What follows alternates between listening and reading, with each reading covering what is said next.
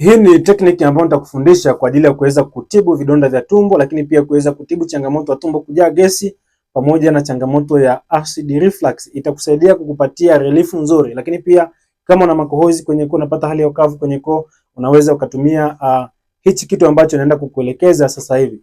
Cha kwanza, chukua cabbage alafu ikatekate, then ichanganye na chumvi kidogo, alafu fungia kwenye kopo ama weka kwenye jagi.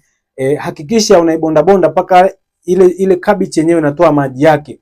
Inapokuwa inatoa maji yake, cabbage inazama chini, alafu ile maji yake yanapanda wapi? Yanapanda juu. Hakikisha unaloweka angalau kwa muda wa siku 5 mpaka siku 7, alafu unachukua vijiko viwili asubuhi na jioni vya yale maji ambayo yapo kwenye ile cabbage yako ambayo umeeloweka. Baada ya siku 5 mpaka siku 7 unakunywa vijiko viwili asubuhi na vijiko viwili jioni. Itakusaidia sana kwa mtu ambaye ana changamoto ya acid reflux, changamoto ya tumbo kujaa gesi pamoja na matatizo ya koo.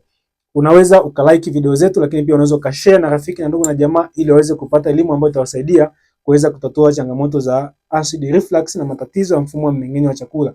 Lakini pia hakikisha unatufollow ili uweze kupata video nyingi ambazo zitakuelimisha namna gani ya kuweza kutunza mfumo wako wa mmeng'enyo wa chakula. Kumbuka, chakula ni mpango wa Mungu ili kwamba maisha yaendelee.